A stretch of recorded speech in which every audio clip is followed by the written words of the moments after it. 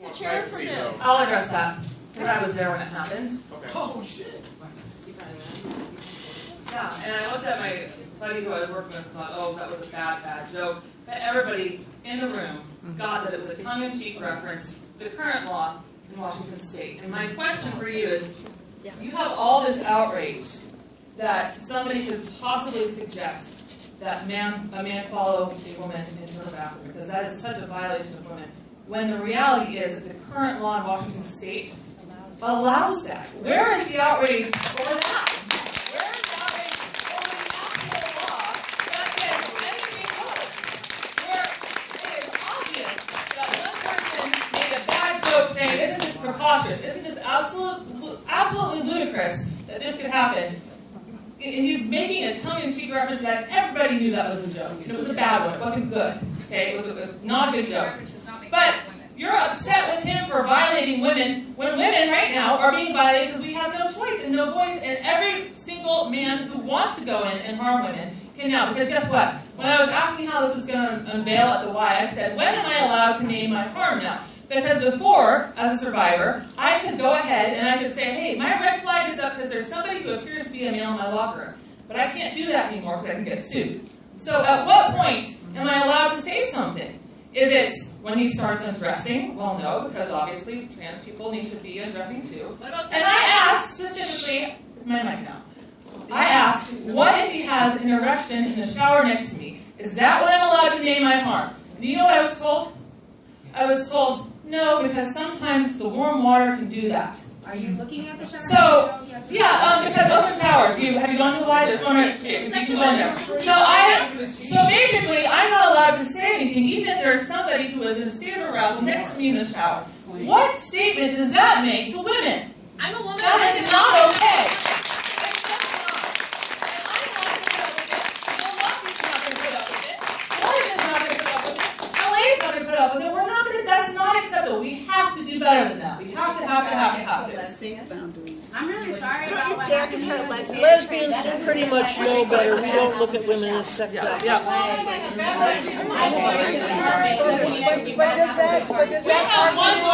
We have one final speaker. One final speaker who has paid a great deal to be here today. Sam. I'm a veteran. Thanks, Blair. It's not. You know what? Right Thank you. now, I'm going to let Sam speak. Because Sam has been waiting to speak for over a year, but it has been very dangerous for her to do so. She can't even take her college courses on campus because of the violence that she has experienced because of her position on this issue. But she's here. And I am honored that she is willing to be brave enough, because it is not easy to stand up here.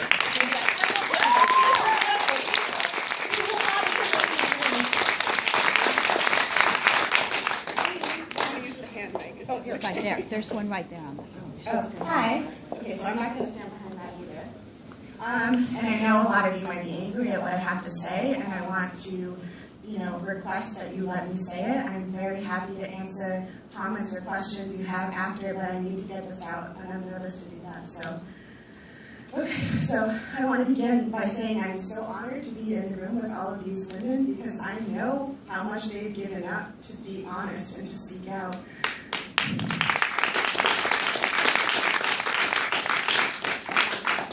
When I'm sitting here in this chair and seeing women my age speak like this to other women because of their political opinions, it hurts me, but I'm also really hopeful because I used to be you. I used to be you screaming trans women are women and how dare you and you trans misogynist and saying all of these things. I tried to get a woman fired because I thought she was a trans misogynist. That was several years ago. I was a teenage trans activist, and I was manipulated, and I'm going to talk about how women in trans communities and in queer communities are manipulated by men, whatever they want to call themselves. Okay, so I'm extremely familiar with the type of censorship campaigns and the slander campaigns that women are facing all the time whenever they speak out, and that's because I used to gleefully participate in them. If you told me 3 years ago that I was going to be here critiquing the trans movement from a feminist perspective, I would have laughed in your face, and I would have you know, if I actually believed you, I would have been terrified because I knew what happens to women who speak out. After all, I loudly, tirelessly campaigned in support of men's access to women's spaces as part of a transgender rights organization. I did this for years, in fact. I met with leaders of transgender politics, including Janet Mock, Joss Truitt, who's an editor of Feministing, which is a feminist magazine, Toby Hillmeyer, who is a Washington resident. He is a trans woman who supports... I'm going to say what I want to say. I believe there's power in naming, and I'm not going to call a man a woman because a man tells me so. So I met with Toby Hillmeyer, as I said, who's a Washington resident who also makes pornography, including, I know him personally too, I met him. He created the strategy for our transgender rights organization. I know what pronouns he goes by, and I don't care. Okay, so I also met with members of the Sylvia Rivera Law Project. I could go on and on, but I want you to know that I'm telling the truth. I was a diehard trans activist, okay? This is my girlfriend, she's here tonight. I was convinced I was doing the right thing. I was terribly wrong. In reality, I was doing men's dirty work for them, though I didn't know it at the time. The campaign I helped lead destroyed a woman's space. I live with that every day because of my actions, women will be denied a safe space. But I'm here today because I am a woman-born woman who knows that these men who want access to our spaces are not and will never be women. I'm here because I am a lesbian, the daughter of lesbians, a feminist, a leftist, and because I changed my mind. So, to the women in this room who are having doubts about transgender, it might even be the most vocal women in the room, because that's who I was. I want you to know that I see you. You're not a bigot, you're not hysterical, you're not on the wrong side of history, and you are far from alone. It's never too late to ask questions, to do your own research. It's out there. Grapple with multiple viewpoints and decide for yourself. It's never too late to speak out for women's rights and female safety. It's never too late to admit that you were really wrong. I'm going to spend the rest of my time examining a really important aspect of this, which is how women who are convinced they are trans men are manipulated and used as rhetorical devices in this men's rights activism. So I'll be reading an abridged statement from Max Robinson. Max Robinson is a 20-year-old lesbian who recently detransitioned after 4 years of hormone replacement therapy. She underwent a double mastectomy at age 17, performed by plastic surgeon Curtis Crane in San Francisco. In her spare time, Max currently helps support other detransitioning women. You can read Max's memoir in full at fourthwavenow.com. Her writing will also be featured later this year in the upcoming Female Erasure Anthology edited by Ruth Barrett. If you're interested in these topics and learning more, even if you wildly disagree with me, I would encourage you to get that book and read it, because it's an anthology of works from all different types of circumstances and all different viewpoints explaining why the transgender movement is a war on women. As detailed in Max's account, the violence and manipulation many females face in queer communities is not widely known or reported in the media, but it's also what the women I know experienced. So it's really, in many ways, the story of lesbians of my generation. This is her story. When I was 16, I talked my older sister into ordering me a binder, and I wore it as often as I could. It hurt like hell. I insisted it didn't. The pain made it easier to think less, which was nice. After school, I read online articles and dozens of pages into the archive of FTM blogs. I was glad to see some women who looked kind of like me, saying they had futures now. I wanted what they had, and I hated what I had. At first, I thought I might be genderqueer. Then I wanted to go on testosterone for a while, but keep my breasts. Next, I was sure I wanted them gone. Some part of me knew I was talking myself into it. I ignored that part. It was just so comforting to think that I was born wrong. If my body was a problem, I could be solved. I thought I was turning away from the hurt that came from being seen as a woman by men, but it was too late. After transition, I kept quieter than ever before, always afraid, always afraid, brought back in line. Transition was supposed to fix things. That's what I believed, and that's what doctors told my parents. I was 16 when I started hormone blockers, testosterone. I was 17 when I had a double mastectomy. After all, this was a medically validated condition. I had been to appointments with professional after professional, all of whom agreed this was the way to go. But it turned out to be cold comfort, removing hated body parts. The day of my surgery, I asked Dr. Crane where the tissue would go. He told me it would be incinerated as medical waste. My first post-op memories don't start until a day or two later. I didn't want to be seen as a woman, as a lesbian, and I didn't want to ask why. Or maybe I just didn't know who to ask. I did try. Before I started medical transition, I asked my gender therapist, who was also a trans man, about internalized misogyny. The question was dismissed. I was assured that it probably wasn't that.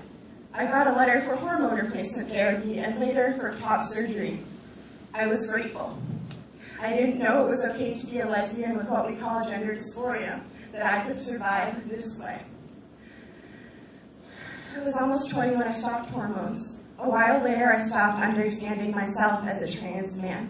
Things changed. My mind changed. I had thought woman was wrong for me because of how I dressed, how I related to my body, how I resented the expectations society had for me as a woman. I didn't realize that my horror at my body could be caused by the horror of living in a world that wants to control women. I didn't know this then. I had subscribed to an incredibly misogynistic set of beliefs for years. DFAB privilege was a common phrase in our community. Designated female at birth privilege. I'm sure you guys are familiar with that. It was an accepted fact that being born female gave you a lifelong advantage over a male who transitioned. This included men who used transition only to mean using different pronouns on their online profiles.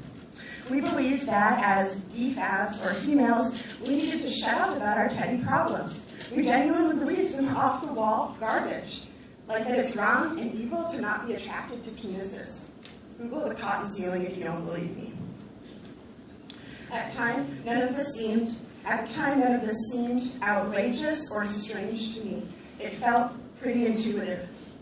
Growing up under male domination is a grueling process that leaves many girls and women extremely vulnerable to manipulation. For those of us females, mainly lesbians, who did seek transition, we were told that as trans men, we were exactly as dangerous and privileged as any other men. Women who never transitioned in these trans circles believed their so-called cis privilege rendered them manlike in their power. Young lesbians in the queer community are known by many names. If you want to avoid scrutiny for not hooking up with trans women, you've got to get creative. Some of us call ourselves queer, bisexual, or pansexual because there's no word for only being attracted to females. And you're not allowed to be or call yourself a lesbian if you date trans men or if you avoid dating trans women. A lot of us, having been told that we can opt out of womanhood by choice, decided that we never wanted to be called she again. Many trans women seem to view dating a real lesbian, or what they call cisbians, because they want to redefine us, as a uniquely valuable source of gender validation. Often they refer to themselves as trans dykes. Toby Homeyer does that as well. This includes those who are not transitioning, men who can literally only be differentiated from any other man when you ask his preferred pronouns, and if he feels like it, he tells you he's a woman. The first experience that did make me start to feel suspicious of male transition was when I was 18 and a gender-identifying man who had never pursued any type of medical transition raped my best friend. To avoid accountability within our social circle, her rapist changed his pronouns to female ones, she, her, and then said that he couldn't have possibly raped her because of the power dynamics between a cis woman and a trans woman. He moved back to LA a few months later without ever taking any steps to transition. When he got there, he told his old friends he wasn't a trans woman anymore. Now, I have a list of 20 intra-community predators, mainly trans women who prey on females, women, and trans men. 11 of them are 1 or 2 degrees of separation from us. When our remaining friends from the transgender community found out that we had changed our minds, all of them deserted us immediately. So many women in our community have themselves been pressured to share nude photos, coerced into unwanted sex, or outrightly, violently assaulted by men describing themselves as trans women. Driving us apart from each other is the easiest way to keep us from learning to recognize attempts to redefine our own realities. As soon as the trans woman said, "No, I'm not a man," we instantly lost our ability to protect ourselves from him. The silent victims of trans women had good reason to keep quiet. We all saw trans women using their language of cis sexism and trans misogyny against anyone who named their behavior as harmful. Deprogramming took almost a year of exploring the feminist theory that we had been forbidden to read before. It took us a while before any of us could call a trans woman a man without having a panic attack. Both of us were terrified just to read dissenting opinions. Janice Raymond's discussion of transsexually constructed lesbian feminists and the transsexual empire was startling development. She saw this coming. All either of us knew about Janice Raymond until last year was that she was supposedly evil to the core, a horrible transphobe. We believed this because we didn't know any better. From the outside now, I can finally see how ridiculous it is. We had been manipulated into believing that dissenting women are literally equivalent to murderers, and I'm sure some of you think that. At the end of the day, I just don't want anyone male in the bathroom with me. The experience of being male is fundamentally different from the experience of being female. Even if a man passes, even if a man has surgery to more closely resemble his idea of a woman. I don't say this out of hatred for trans women. I say this out of love and respect for women. What we are cannot be conceived nor replicated in any man's imagination, and it absolutely cannot be formed out of male tissue on an operating table. I am so tired of seeing pictures of women with mastectomies, women who've been on hormones for years, women you can mistake for men, being used to say that of course we should all get to use whatever bathroom we feel like. I had a mastectomy. I don't shave my facial hair. I'm still a woman. I look this way because of socially sanctioned medical abuse designed to elicit compliance for me as an abused butch lesbian with disabilities who did not know how to assimilate into the world before me.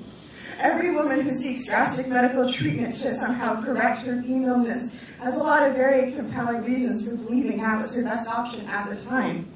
The women with beards and flat chests putting up pictures of themselves saying, "You want me in there with your daughter?" Yes, women with a history of medical transition may need to communicate a little more clearly about our past, because not everyone understands yet that this is something that happens to non-conforming women now.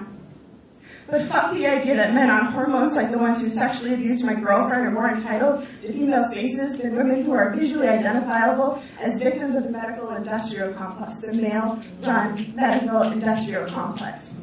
I feel that transition is a treatment with far-reaching harmful side effects, not only for the individuals receiving treatment, but for those around them.